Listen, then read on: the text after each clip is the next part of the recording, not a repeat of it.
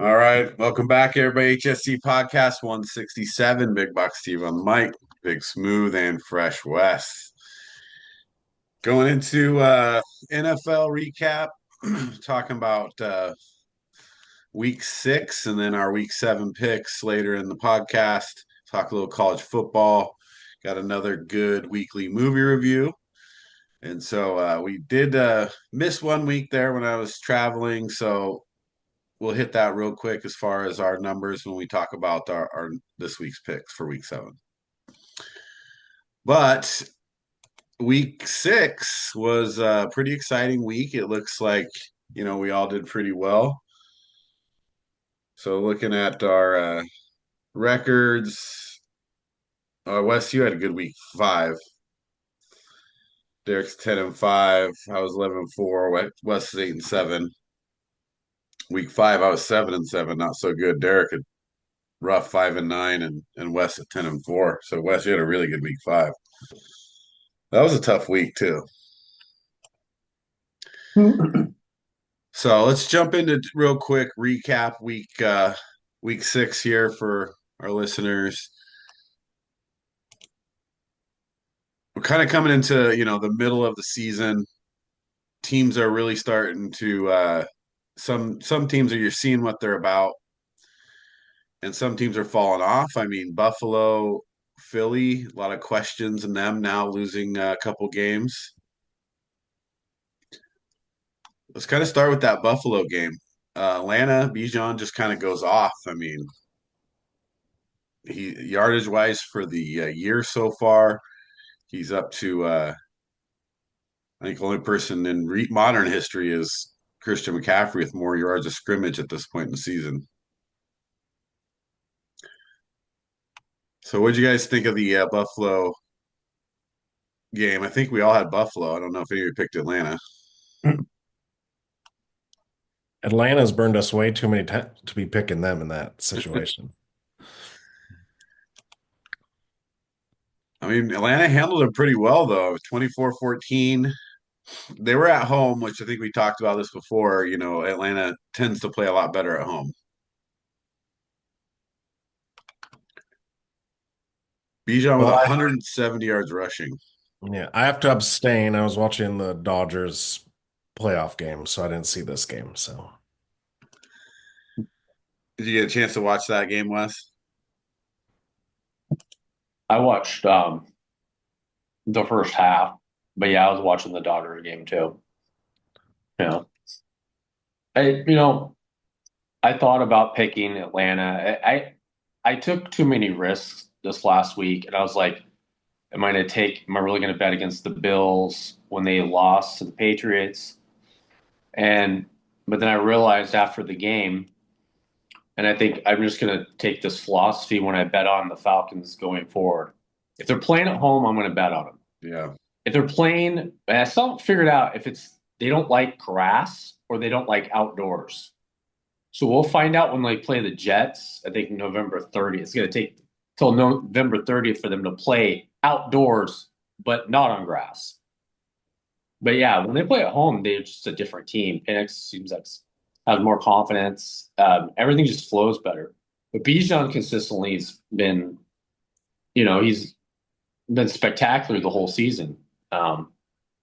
So I mean, and the Bills are struggling when it comes to protection.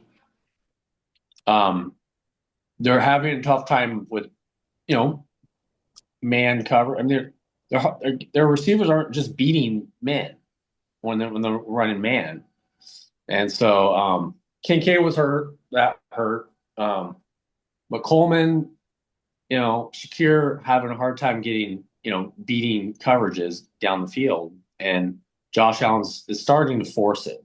Right. He saw a couple passes, the one over the middle interception. It was, and he knew it. But he's trying to make something happen. I just think they need another weapon for the trade deadline. Someone who could either go over the top or stretch the field. No.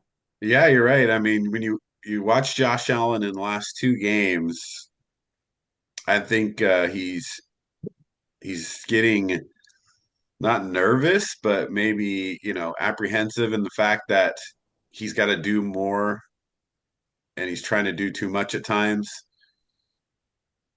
I think his legs have, made it to the fact where he holds the ball a little too long. And then like the one interception he had where, he's running around and then the ball gets tipped and gets intercepted late.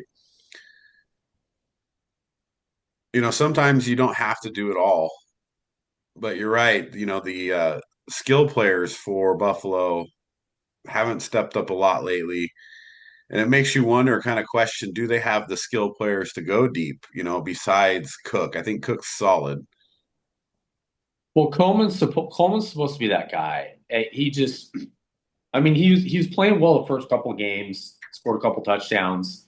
He's getting open when we were talking about, you get inside the 40, but they obviously the coverages have changed more where they're just, Atlanta's just bringing the blitz, and they obviously don't respect the speed of the Bills receivers.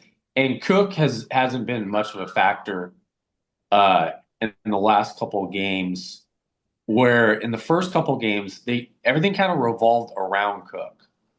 I mean, they were leading the league in rushing, for the first 3 or 4 weeks because of Allen and Cook. So if Cook's not producing, whether it's out of the backfield, catching the ball, or just running it in between the tackles, they were having a lot of success first couple of games, just going right at teams. And it seems like they're getting away from that, or they're having problems with just actually offensive line issues. So I think they got to get back just to get Cook a lot of touches. Yeah.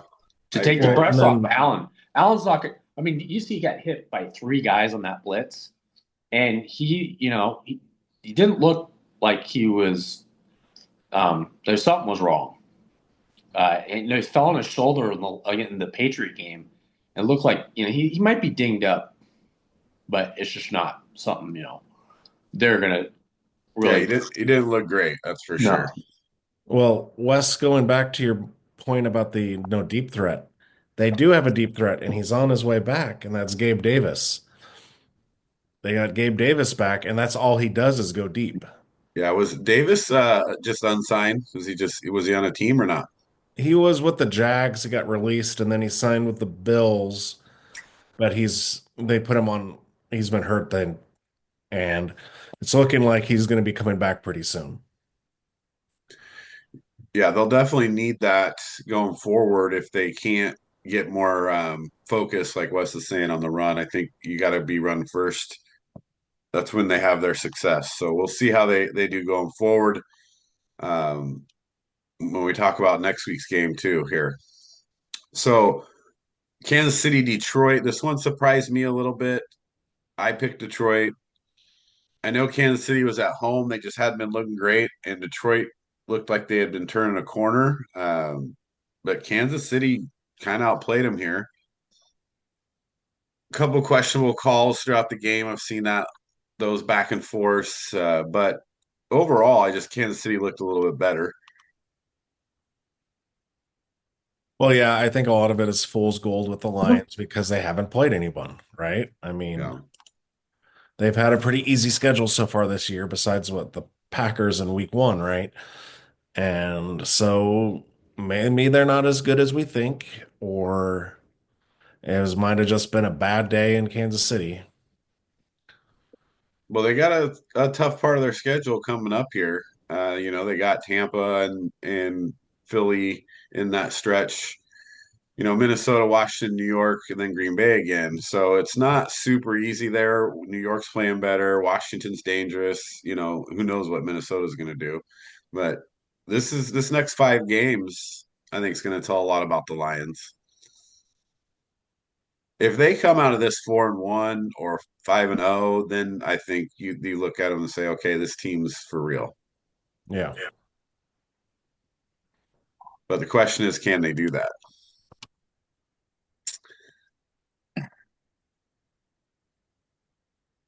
We all did. Did you guys have the Lions in that game? Yeah. Again, I after the Jaguar game, I hate to bet the Chiefs anymore just because of the stupid calls. The Jaguar game was ridiculous. It's pretty And crazy.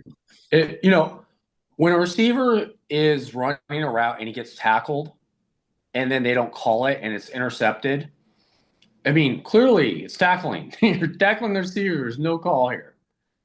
And then looking at the Chiefs game, I mean, against Detroit, I mean, no penalties on the Chiefs the whole game. Man, they played a perfect game. You Well, know, did you see the Chris Jones lining up in the neutral zone? I'm like, dude, time. Yeah. nobody's gonna call this. No, I mean, that's what he does. He actually they should just create the line around him. Yeah. So, just like The give Chris him a little Jones more neutral zone. the Chris Jones neutral zone. Yeah.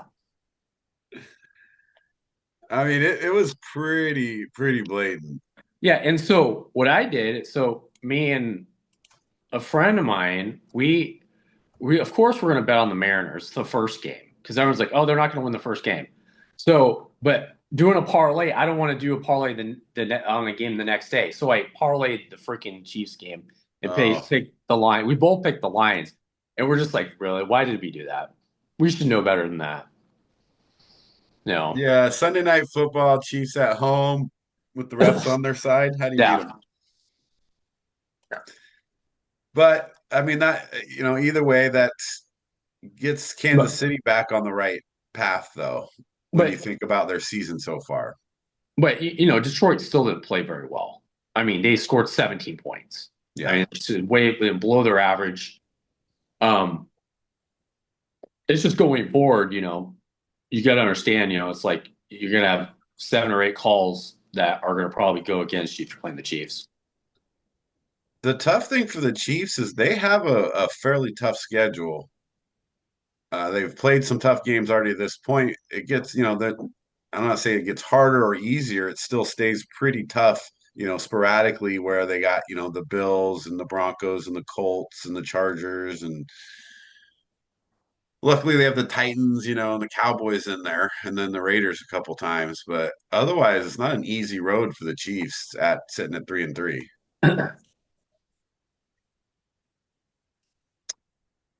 So we'll see how they come through there. Jacksonville is a little disappointing at home against Seattle. Seattle's playing tough, but I thought Jacksonville off that Chiefs game going back home, I thought they would win that game. But I also don't trust Trevor Lawrence yet, so It's Trevor Lawrence, Trevor Lawrence looked like Trevor Lawrence. Uh, he wasn't, I mean, in the KC game, he was running with authority. He ran and created opportunities when it came to, opening up the passing game because you had to respect his ability to, move the chains with his legs. And it seemed like in the Seattle game, Seattle wasn't going to let him do that. I mean, Seattle's defense is elite when we're talking about the front seven and getting, I mean, they frustrated Lawrence and he kind of reverted back to some of his old habits of not being good. So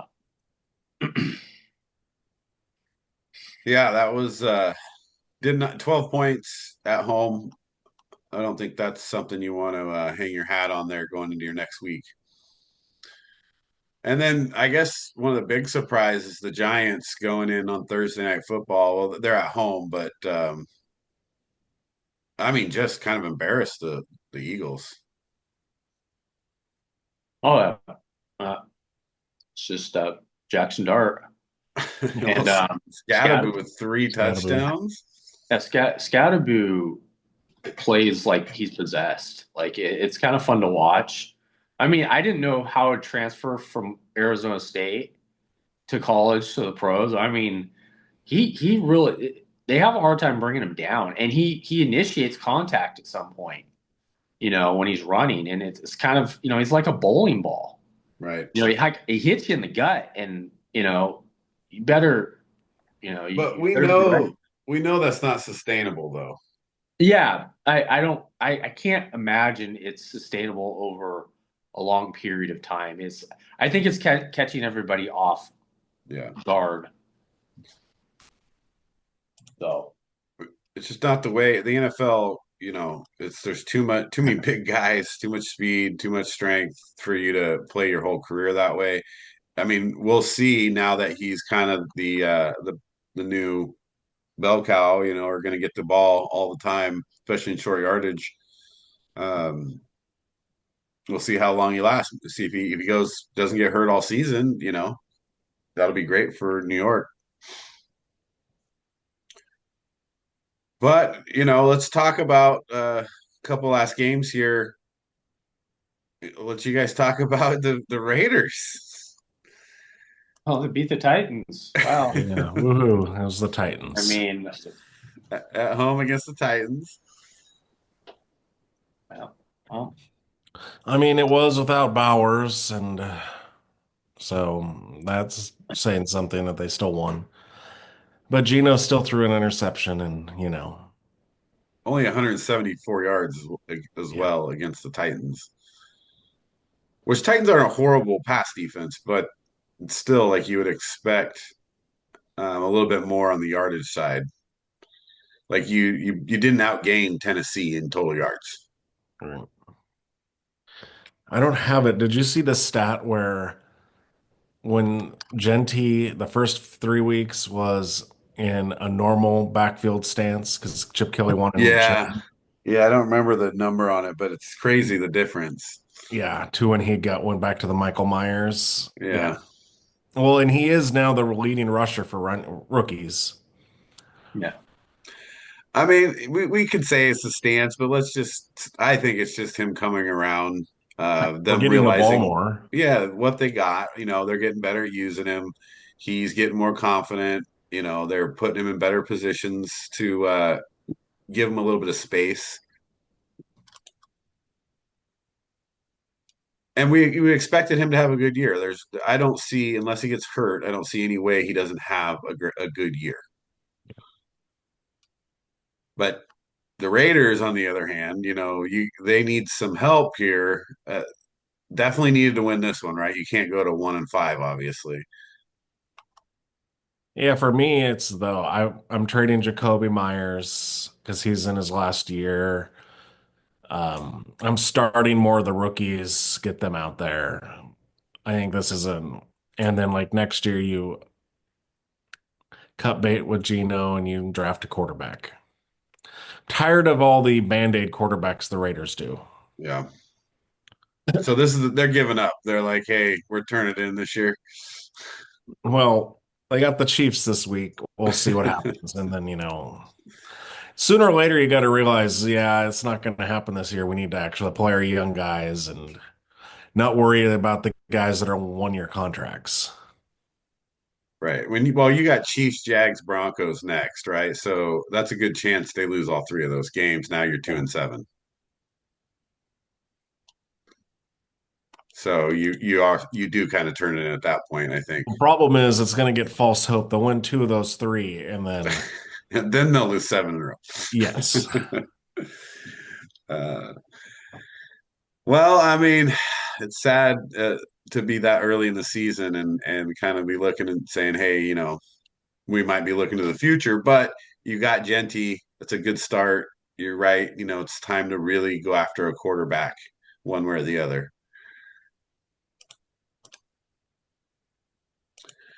And then Monday Night Football, I mean, Bears, they're on a win streak, so putting the jersey back on. But it's not much of a win streak.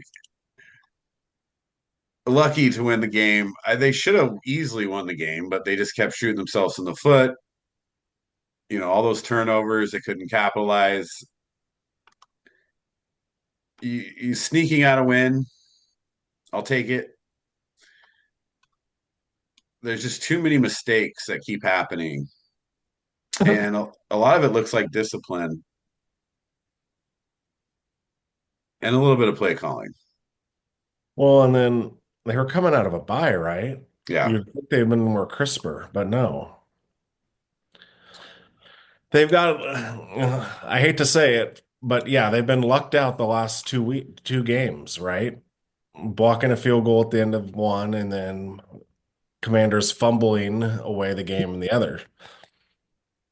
Yeah, the problem is though they put themselves in those positions early in the game by not capitalizing on turnovers, Right. selling for field goals or bad penalties, and bad play calling and third downs. Like, at one point in the game on Monday, they're 1 for 7 on third down. It's like, and you already have 2 or 3 turnovers in the game. Like, what are we doing here? I don't know. Well, there were a lot of bad play calling this weekend, but seems like these coaches do things you just boggles your mind. You're like, what are you doing? I mean, Bears. I mean, getting the ball to Swift was paramount, I would say, in this game because it really does take the pressure off of Caleb. And he's playing better. He has some confidence. Still does some bonehead things, but I think that's just kind of a reality that Bears just they're young, they're gelling, they've won 3 in a row, so we'll see if that continues. I don't know what happened to Washington. I mean, Washington's McLaurin's hurt, Debo's Right. playing on a bad heel. They're down some guys, and I think there's a sophomore thing going on. Also with Daniels. I mean, sometimes looks indecisive. Play calling again, kind of questionable about what's your philosophy. But it's hard to do stuff when you're down guys. So Well, and he's banged up too. He had the injury. The one thing about watching the game, one thing I noticed with Jaden Daniels is when he starts to move in the pocket or there's space, he's immediately running. When there was 3 or 4 times he could have dumped off short passes as he was starting to move in the pocket because he wasn't under pressure at the time. Like he just started running for it. And it's great to see him run, but how you have to stay healthy too, right? And that's what got him hurt already once this year. Why not just check it off to your tight end who's already 3 or 4 yards downfield and, save your body a little bit? Well, yeah, I mean, hello, we're the Commanders. You don't want deja vu. You had Robert Griffin III have a great rookie year, and then he gets hurt because he's running too much. Yeah. But like I said, I think a couple of those were on Jaden Daniels because, and obviously it's easier for me to see, and harder for him because he's in live action, but if you're not looking for that, you're never going to see it. And there was a lot of dump offs there that he could have made and saved himself a little bit because, you dump it off to the tight end gets 5 or 6 yards, maybe 8 or 9. That's the same you were going to get on your run anyway. So I definitely would like to see him take a little better care of himself, especially since he's already injured. All in all, a good week for us, on those picks. Let's take a little bit of time here and just talk college football a little bit because there's been a couple wild weeks here too. I think, the big one obviously is the Indiana Oregon game. I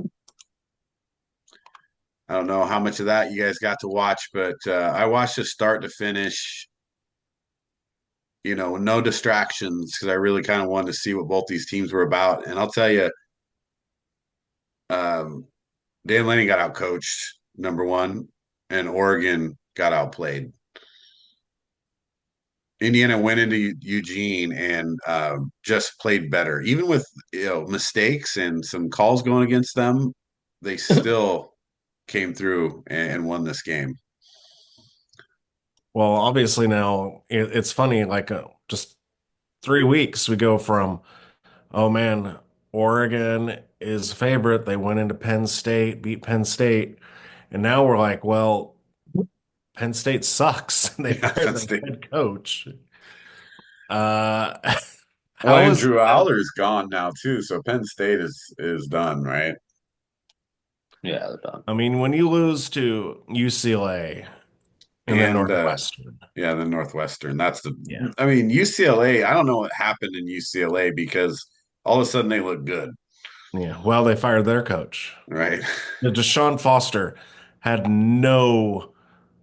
I don't understand how he got that job. Right.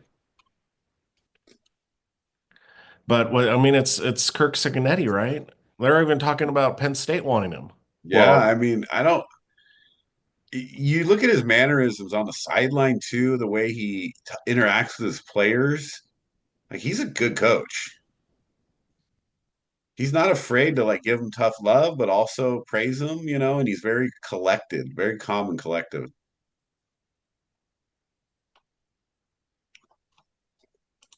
I think one of the best lines I heard him say was after from Fernando Mendoza throws that interception and Oregon ties it, on the pick six. They're like, "What'd you say to him?" And he's like, "I just asked him if he's having fun yet." I was like, "Wow, okay." So that was a big one, right? For Indiana. Well, it doesn't really hurt Oregon's chances that much because they don't have a tough schedule going in. They're obviously still probably going to the playoff, no problem. It's just a But seed. it kind of like the whole point of when we thought Penn State was good, Oregon going into Penn State was a big deal because they won in Penn State. Indiana went into Autzen, Yeah, so it's pretty big. yeah. Like I said, for Indiana, it's great. Like this is the kind of momentum that a team like Indiana needs to make some noise late in the season. Well, and like you said though, there might be questions with Oregon because how many big games do they win? Well, Right? I just don't think they'll lose again, and at a one-loss team, they'll put them in. Yeah, I get that, but I don't think alumni and fans of Oregon are like fine with just making the playoffs. They want to make some noise, Right. and they haven't in the last few years. well, if again, if you're going to lose, you better lose now because you don't know what USC is going to look like when they play them. I mean, of course, they're going to blow the doors off of Rutgers. I can't even believe they're playing Rutgers. It's just so bizarre to me. It's like, why are they playing? It's just hideous the way they set everything up. But, um, you know, you lose one, you finish strong. Maybe the whole front running thing is not their thing. And last year they went undefeated. Look what happened. Right. They got destroyed. They got embarrassed. I mean, it was one of the worst Rose Bowls I've ever seen in my life. I've seen a lot of Rose Bowls. It was horrific. And so, but yeah, they're coming undefeated. They beat Penn State. Everyone's like making a big deal. It's like they they got to pump the brakes. They beat Penn State. Dan Lanning goes nuts on the field, like, yeah, yeah. It's like, dude, you are a head coach. You are not a kid. You are not a player. You need to calm down. Yes, you beat Penn State. You were fortunate to beat Penn State. Okay. And there's a lot of things they needed to clean up offensively. And I still don't understand. I didn't watch a lot of the game as I couldn't watch it. And I watched the first drive though. 4th and 1. Okay. Let's run the ball up the middle. It's like, do you think that's your best option in your own territory? You know their defense is good. You got to mix it up when it comes to they've gone to, okay, we're just gonna run at you sometimes. It's like, no, you're not that team. You're not this great power back. I just think that they got a little arrogant against Indiana, and they He's got bit. always like that, though. I've never liked his decision making. No, It's okay to go for it on 4th and 1, but you're right. I think you got to be more creative in your play calling. They made a better play call later in the game when it was like a quick inside handoff, not from the back. I think that was a little better play call. So you gotta look at play calling. but you're not using your team, I don't think, as well as they could be. You got these young running backs. I get it. You want to play them and you want to get them experience, but you're in a big game. Like Whittington should be, he's your veteran, right? A lot of those times, those young guys, they're not getting to the into the holes, right? They're trying to make something happen. They're bouncing outside. They're losing, yards or not gaining yards on the first down runs, things like that. So there's a decision making that I was questioning throughout the whole game. And then their receiver, Indiana, Elijah Sarrett was just murdering them. He was unstoppable. So kudos to Indiana there. Ohio State goes into Illinois, handles them pretty easily. But I guess a couple big ones is Texas bouncing back against Oklahoma. I know they're at home, but number 6 Oklahoma goes down as well. Yeah, but wasn't Mateer not playing? No, he played. Did he? Yeah, they just looked horrible. Texas didn't look particularly great, but 23-6. Texas might get them. Are they ranked again now? Well, they should Up to be. 21. Are you serious? Well, Yeah, Arch finally beat a ranked team. there's 17 in the coaches and 21 in the AP. Sitting at 4 and And 2. Washington still isn't ranked. No, after they lost that game, that put them back again. But they Uh, lost to Ohio State. It's like, come yeah, on. they lost to Ohio State. They're 5-1 and they're not Right. ranked. Their only losses to Ohio State. Yeah, that's what's ridiculous. There has been a lot this week about college football rankings. For what you're talking about, right? People have been talking about Notre Dame up here at 15 and 13 with 2 losses. Texas being up there. I mean, even dropping Illinois out, it's like, man, you got handled by Ohio State and Indiana, but now you're talking about 2 of the top teams in the country.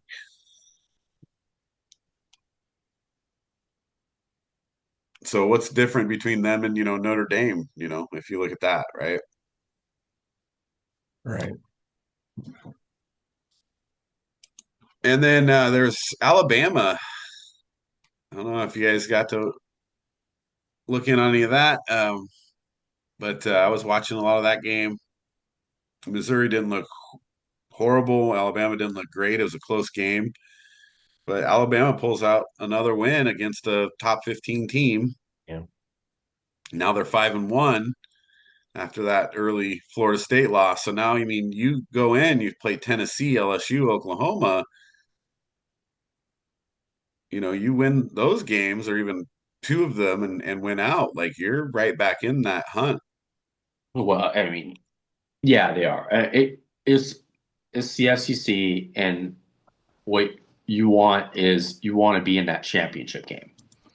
Being in that championship game, even if you lose, you're in the playoff. You're not going to be that third team that's like LSU or on the outside. I mean, look. I mean, Texas A&M, they're just kind of like going along, Winning winning, games. they're winning games, and it's going to get really interesting in that SEC West. What did happen to LSU? I mean, Vanderbilt's favored over LSU now. Like it's LSU.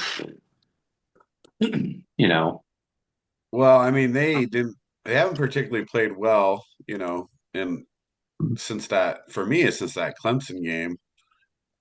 Mhm. They look strong coming out and beating Clemson, but now we know Clemson's, not ranked as well. Yeah. A lot lose to Ole Miss, and then I guess now you got Vandy, Texas A&M, Alabama coming up for your next 3 games. So you're going to find out a lot about LSU here over the next 3 weeks. Yeah.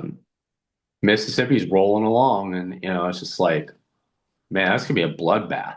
Like it could, who knows how that's gonna turn out? You know, The whole SEC is going to be by the end of the season a nightmare. yeah, I mean, you really look at it like even they're just up and down. You see Oklahoma just did it. You just saw, I mean, yeah. Texas, who knows who's going to show up for them, LSU, but then you still got some of the teams that are playing well, like your Texas A&Ms, your Ole Misses, your Alabamas, they're all ranked in the top 10. But here's Georgia, LSU, Tennessee, not far behind, all with one loss.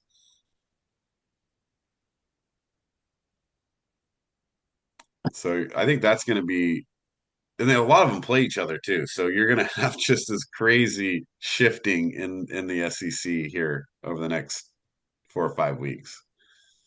You're not seeing teams there playing Rutgers. Right.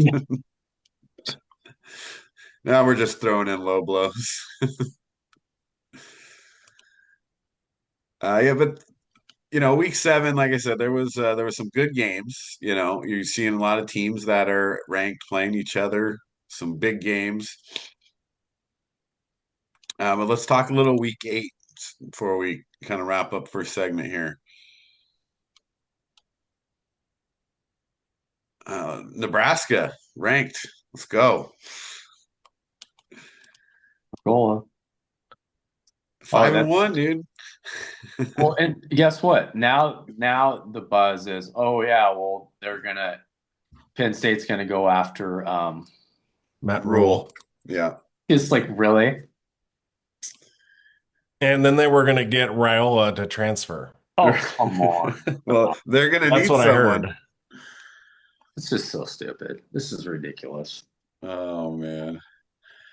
But I'm happy that they aren't having a horrible year, so I'll take it. But big game first Saturday morning. We just kind of talked a little bit about that. LSU Vanderbilt. Vanderbilt's the favorite at home, yeah, but they're still the favorite. No, I think this goes back to I think LSU wins the game. I I just think top to bottom they should win the game. You know, but who knows with LSU? Yeah, Well, this is a big Vanderbilt, game. If LSU loses this, then you're like, oh, I don't know about LSU making the playoffs. yeah, with their schedule coming up, I don't know that they could lose to Vanderbilt and make the playoff. There's too many other good teams in the SEC. But Vanderbilt's coming off their bye week though, too, right? So I think they didn't play last week, and so they've had some time to rest and recoup from the Alabama loss. They're studying those nerds. Hey, it worked in the past for them, so you go with Yeah. what works. So we'll see how they come out ready to play that game. Georgia Ole Miss is really the game, though, right? I mean, that's 12:30 game. Well, 12:30 for us. um, at Georgia, you got number 5 Ellis or Ole Miss against number 9 Georgia. Ole Miss still undefeated. At this point, though, they're big wins over LSU, who's dropped a little bit. How do you see them here going into Georgia?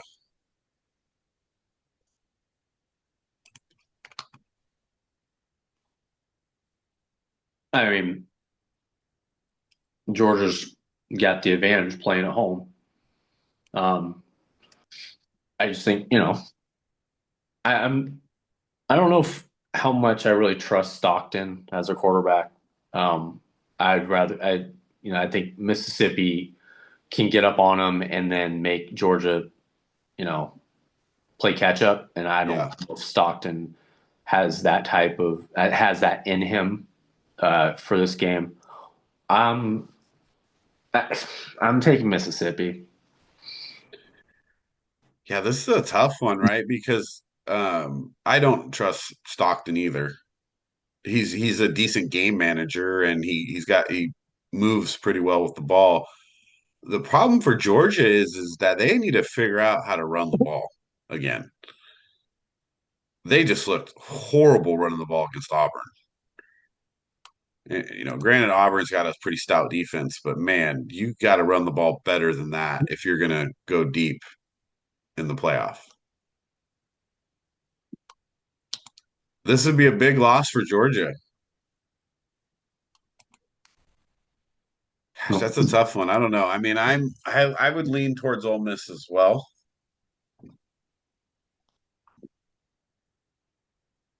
I'm taking Georgia. Better defense at home.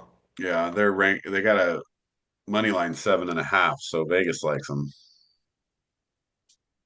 or the spread. Yeah, that's a tough. I'd go back and forth on that one. I'll stay with Ole Miss though. Wes, I'll ride with you with Ole Miss. I just wasn't impressed by Georgia, even though they beat Auburn. I watched a good bit of that game too, and they need to make some changes. And then Oregon Rutgers, game of the week, right? It would be sad if Oregon lost to Oh, Rutgers come there. on. Let's be real. Are they going to beat them by 50 or not? Like this is the games they get up for. It's like Yeah, let's find the 767 uniform combination to go out to freaking New Jersey and just put a whooping on Rutgers because they couldn't play in a big game last week. again. Yeah, so it's like 50. They should put 50 up on them. That's just not.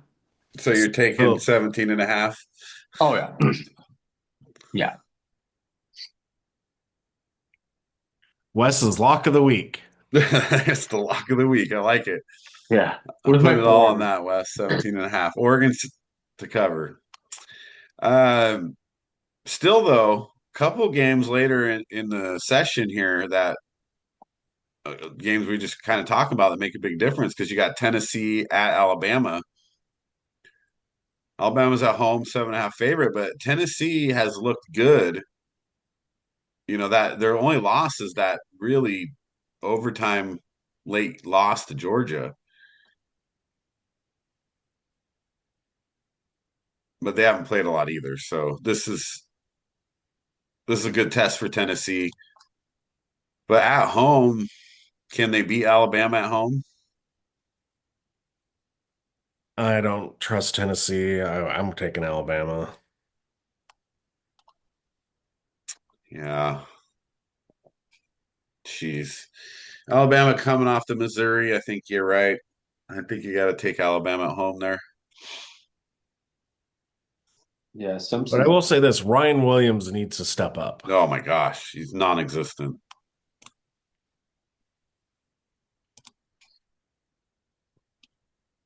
I mean, Jeremy Bernard's their leading receiver by almost 100 yards. Obviously, they need Jeff Blake to be throwing it out there. That was great, Jeff Blake video. And if you don't know Jeff Blake, just watch some of his deep bombs. It's amazing. Okay, so are you going Alabama as well, Wes? yeah. I don't trust Tennessee either. Yeah. And then yet another important game. I don't know if it's as big as that game, but you got, USC Notre Dame. This is a test for USC and Notre Dame, I think, in the sense that these two teams kind of play the opposite. USC's running game has been solid, but they just have a lot of speed at receiver, where Notre Dame, they're just going to pound you.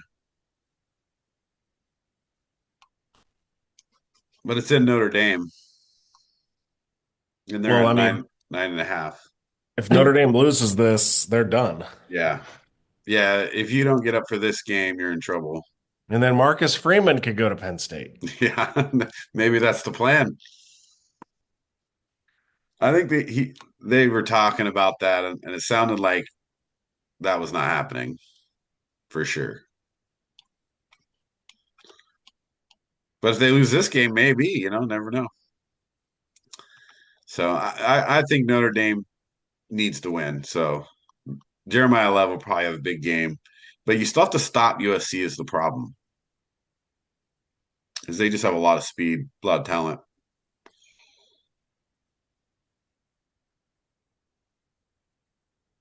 I, I think Notre Dame will pull it out.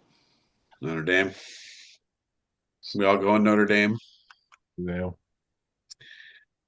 BYU Utah. I mean, who knew this would be a great game? The Number Mormon Bowl. 23, number 15. I don't know if you guys watched BYU play this year, but they're just a weird team to watch. Uh, They got Bear Bachmeyer.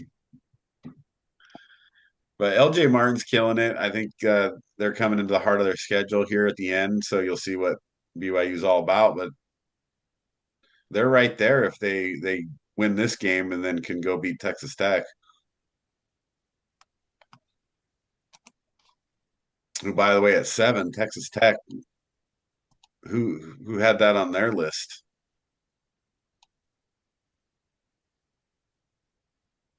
Not me, that's for sure. well, they play Arizona State this week, and probably Sam Levitt's going to be back. I think they sat him out because okay, he's not quite healthy. Let's make sure he's healthy for this game. But it's going to be tough going down there and pulling out a win. Yeah, when he got hurt, and then it looked like, hey, this is going to be a game, but they still pulled it out without him and pulled away. Yeah.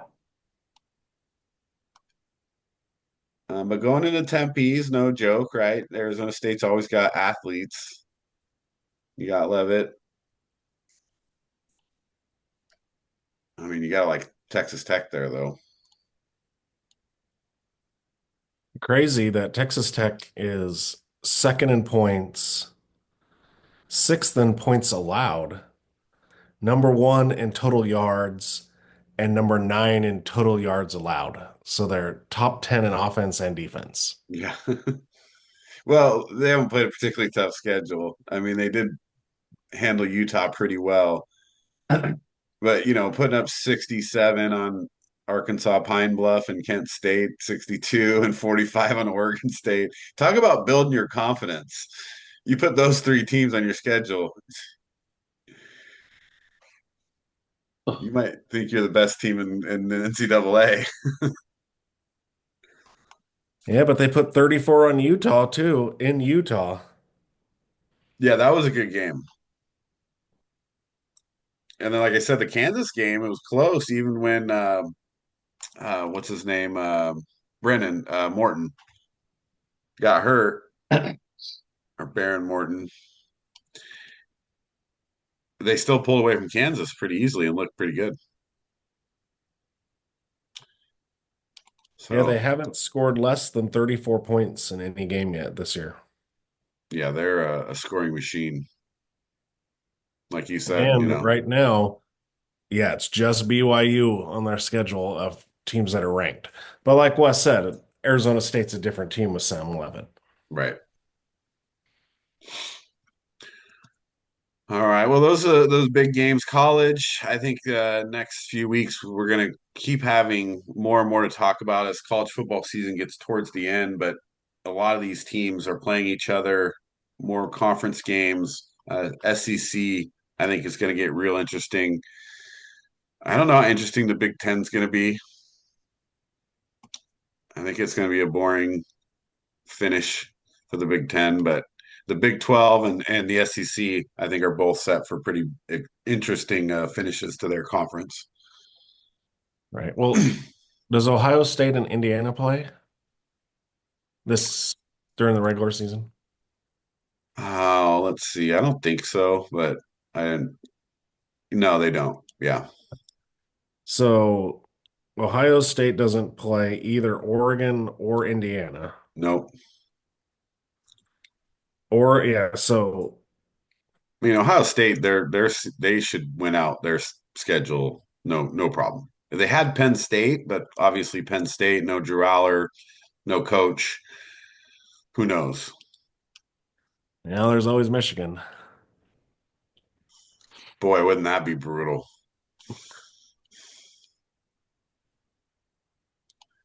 And I think let's look at Indiana's real quick here.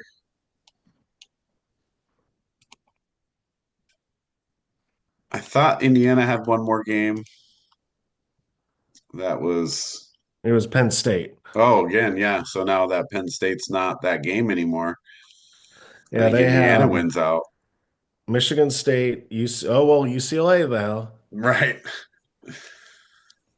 Maryland, Penn State, Wisconsin, Purdue. Yeah. So nothing exciting, right? And so they'll probably lose. Any fantasy football updates, we'll just go real quick. Big Smooth over there dominating the league at 5-1. Wes, you and I play this week. It's a big game. We're both 3-3. Well, now it looks like the worst draft in the world taking Saquon over Bijan. Yeah. Well, that's what they say. It's always like whenever you take the best player from the year before, they never live up to it. Yeah. Yeah. Well, it's sometimes for me, it's always going to be the opposite. So it doesn't matter. If I took a Bijan, he would have broke his leg week 1. So you're welcome, Atlanta. Drafted And your sister got him. right. You helped your sister out. Well, it's pretty even across the league. You're the only one really kind of set apart. Well, There's Tom's definitely got some a one game. injuries. Oh, good. Well, Tom, he's got a 1 game lead on you guys, and he's got about 30 points ahead. Yeah, he's got a good team.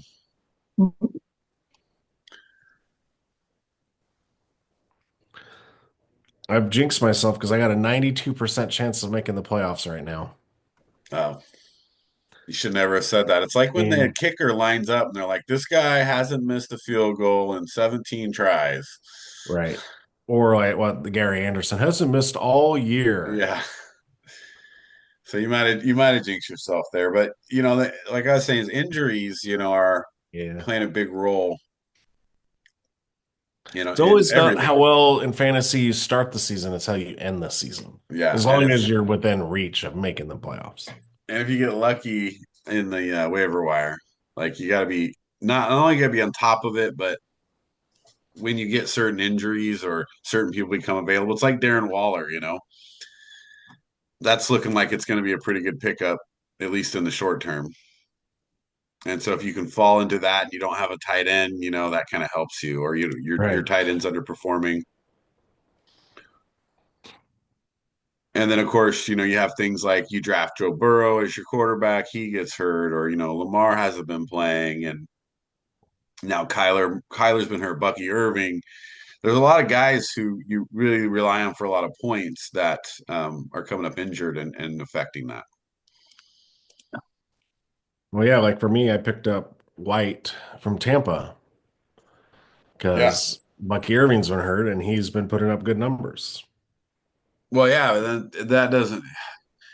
It's hard for me because then I have two running backs. I have three running backs. One of them gets hurt. I still got two good running backs. So do I take a backup or do I play one of my receivers? So you kind of go back Right. and forth with that.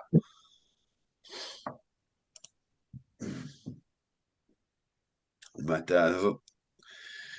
that's where we're at with fantasy football right now. We'll keep it updated. It'll get more exciting as we come to the end. So let's wrap this segment here and let's get into our NFL picks here shortly. So we'll see you right back here in a minute.